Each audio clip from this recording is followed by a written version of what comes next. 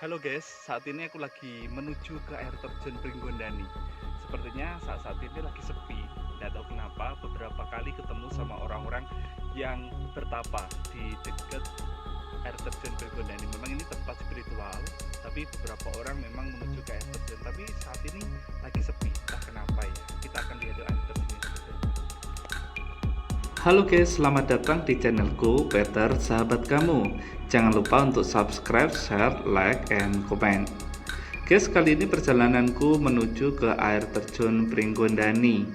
Ya, awalnya aku mau melihat betapa indahnya air terjun Pringgondani. Tetapi langkahku justru dibuat berbeda. Karena tempat yang aku kunjungi ini adalah tempat spiritual bagi orang-orang yang ingin bertapa di daerah Pringgondani guys. Matahari mulai menyengat dan Gunung Lawu diliputi oleh kabut. Kakiku segera beranjak untuk menginjakkan kaki di Kelurahan Blumbang, Tawangmangu.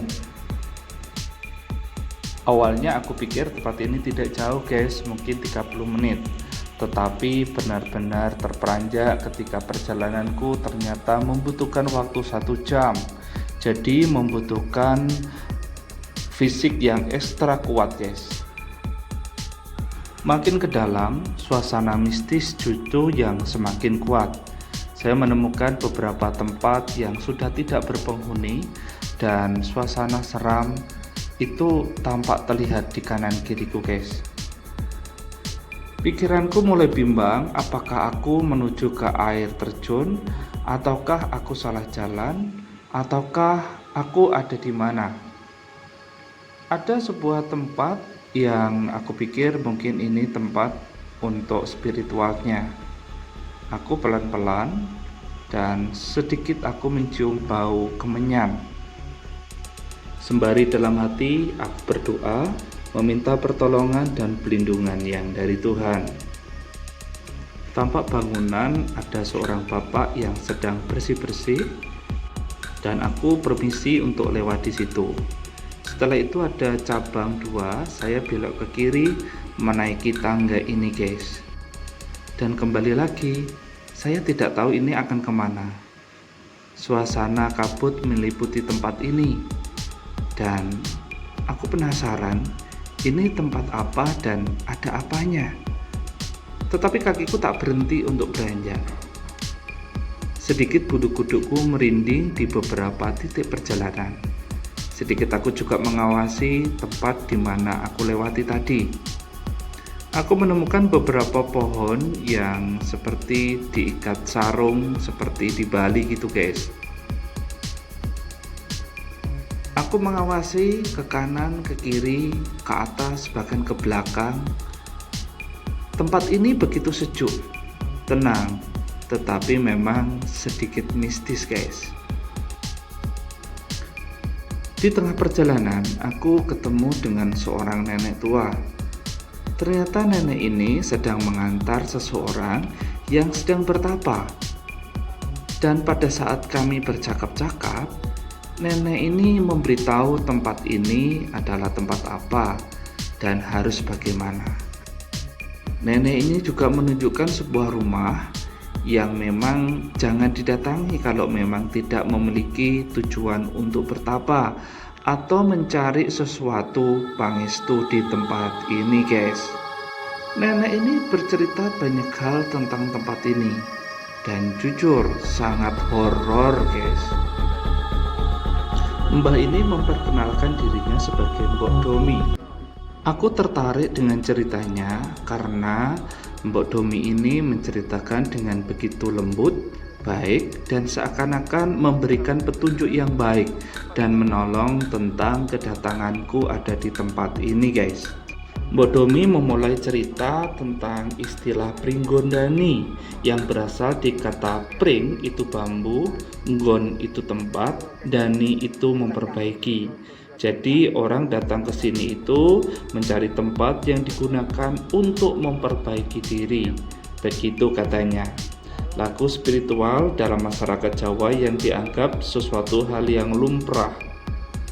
Dan Pringgondani ini dikenal sebagai tempat berdoa pada kepercayaan orang Jawa.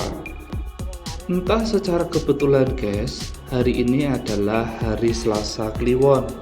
Tepat aku datang ke tempat ini, dan hari Selasa Kliwon adalah tempat pasaran ada di tempat ini guys. Betapa semakin horor cerita dari Mbah Domi ini. Ceritanya dilanjutkan bahwa orang-orang yang datang ke sini itu mereka melakukan berendam di Sendang Gedang, Sendang Temanten, Sendang Kauripan yang lokasinya tidak jauh dari Petapaan Pringgondani ini guys. Kondisi airnya ya pasti sangat dingin karena air pegunungan. Mbak Domi juga menceritakan mereka yang datang ke sini pasti memiliki tujuan tertentu seperti kenaikan pangkat, jabatan lurah, hingga calon wakil rakyat. Banyak yang datang ke Pringgondani sini guys. Para peziarah biasanya datang mandi di Sendang sebagai puncak ritual mereka pada tengah malam. Sendang itu sendiri berada di atas air terjun guys, dan tempat inilah yang biasanya dikunjungi, sedang air terjunnya hanya bisa dilihat dari kejauhan karena lokasinya yang sangat sulit dijangkau guys. Mak Domi ini juga menyarankanku bagaimana bersikap yang baik dan bagaimana memelihara alam supaya alam tetap terjaga dengan baik. Aku tidak bisa membayangkan guys, ini siang hari saja suasana begitu mistis dan airnya begitu dingin. Apalagi kalau malam hari dan jam 12 malam untuk berendam di air seperti ini. Tapi itulah tantangan yang mereka anut dan mereka percayai guys. Mbak Domi juga menceritakan tentang Pangeran Sambernyawa guys, yang dulu juga menjadi tempat persinggahan ada di tempat ini. Pangeran Sambernyawa juga mengusir penjajah ketika sedang menyerang di tempat ini. Cerita terus berlanjut sampai tentang Raja Majapahit, yaitu Prabu Brawijaya V, yang juga merupakan petilasan lebih dahulu ada di tempat ini guys. Mbak Domi juga menceritakan beberapa presiden juga datang ke sini, seperti Soekarno, Soeharto, hingga Susilo Bambang Yudhoyono. Setelah selesai mendengarkan cerita dari Mbah Domi, aku segera turun untuk memilih jalan lain sesuai yang disarankan dari Mbah Domi, yaitu jalan menuju ke air terjun Pringgondani guys. Mbah Domi juga bercerita sebelum memasuki air terjun Pringgondani akan ketemu sendang, namanya Sendang Pengantin. Di sendang itu ada 7 pancaran air. Sungguh beruntung ketemu sama Mbah Domi yang menceritakan banyak hal seluk-beluk di tempat ini dan bagaimana seharusnya aku akan melangkah. Terima kasih ya Mbak Doni, aku akan melanjutkan perjalananku menuju air terjun. Segera aku turun ke bawah dan suasana mistis kembali datang. Suasana yang sepi, sunyi, tetapi beberapa ciuman dari pembakaran dupa maupun kemenyan sangat kuat di sepanjang jalan ini guys. Beberapa kali aku mendengar suara burung gagak yang semakin membuat aku merinding dan bulu kudukku berdiri guys. Tak hentinya wajahku menatap ke pepohonan dan ke dinding-dinding dari semak-semak ini.